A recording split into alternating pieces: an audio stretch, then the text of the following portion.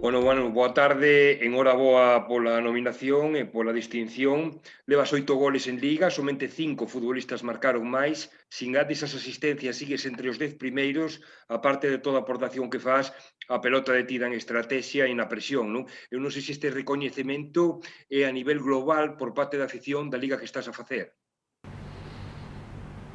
Bueno, a verdad que sí que este ano estou metendo algún gol máis que os anos pasados e bueno, a verdad que os recoñecementos sempre son bons e bueno, eu sei cando fago as cousas ben ou non e bueno, creo que este ano estou bastante cómodo e bueno, por sorte estou xogando bastantes minutos e bueno, as cousas están salindo máis ou menos ben, esperemos facer máis puntos o antes posible, que é o que importa, non? Por encima do individual e bueno, a ver se o domingo podemos gañar e bueno, se podemos meter algún gol, pois moito mellor.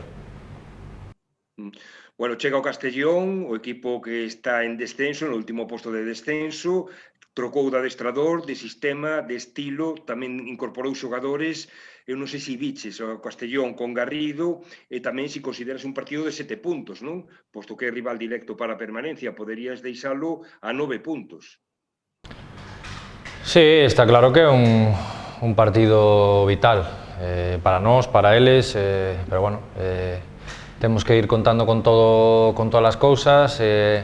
Alá gañamos 0-1, temos o Valorás ahora mismo a favor, xogamos na casa, creo que temos todos os ingredientes para gañar o partido, para intentar meterlle o máximo puntos posibles a xente de abaixo, e o Castellón é un rival directo e está claro que é un partido importantísimo para nós.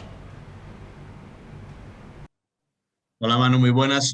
Bueno, yo preguntarte cómo crees que está ya asimilando el equipo los nuevos conceptos con Luis César. Ya en la primera parte, sobre todo en Girona, se vio un Lugo muy bueno, que parece que había asimilado bien sus conceptos. ¿Tú cómo lo ves desde el campo y desde fuera? Bueno, yo creo que ya en Girona la primera parte fue una de las mejores del año, sobre todo con balón, que antes igual no estábamos acostumbrados a ese tipo de juego que nos pide el míster ahora y bueno, esta semana está siendo larga para trabajar muchas cosas de las que él quiere y creo que bueno, se va a ver reflejado en el campo, ¿no? Al final son ideas totalmente diferentes y bueno, creo que el equipo lo ha asimilado bien, tenemos jugadores para realizarlas y bueno, creo que poco a poco se va a ver un mejor Lugo. Te quería preguntar también por un compañero tuyo en ataque, a Piá, que ha destacado mucho en los 2 últimos partidos. Bueno, ¿cómo lo veis? Es muy joven, pero con mucho talento y tú como delantero, ¿cómo os ayuda? Bueno, está claro que es un jugador desequilibrante, fundamental para nosotros. Yo siempre lo digo que en todas las ruedas de prensa que hago, entrevistas, que bueno, que nuestros extremos son para mí entre los 5 o 3 mejores de la categoría. Tenemos esa suerte de tener gente tan determinante y bueno, Apia es un chico muy joven que tiene unas condiciones increíbles y bueno, lo está demostrando que está dando asistencia, está yendo a por su par y creo que es muy superior a los laterales, ¿no? Creo que aún le falta igual a lo mejor a nivel físico un poco más para el tema de la resistencia, que al final bueno, es importante y bueno, por calidad y por condiciones creo que está a un nivel altísimo. Boa tarde, Manu, noraboa.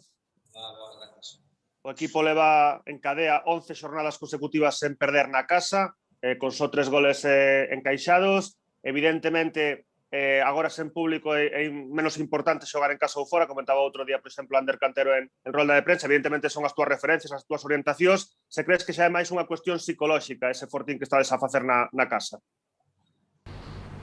Bueno, non sei se psicolóxico ou non.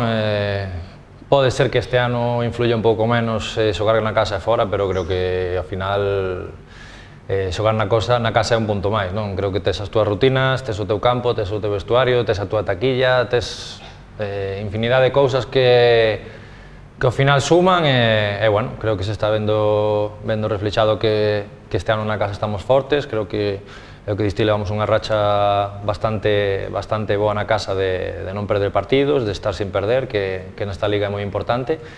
E bueno, o que tamén necesitamos é conseguir de 3, non? Porque, bueno, últimamente estamos empatando bastante, sí que é verdad que non perdes, pero bueno, ante rivales como Castellón é moi importante, bueno, dar ese salto de calidad. Na casa creo que somos un equipo moi forte e bueno, intentaremos seguir sendo e o domingo temos que ir a polo partido.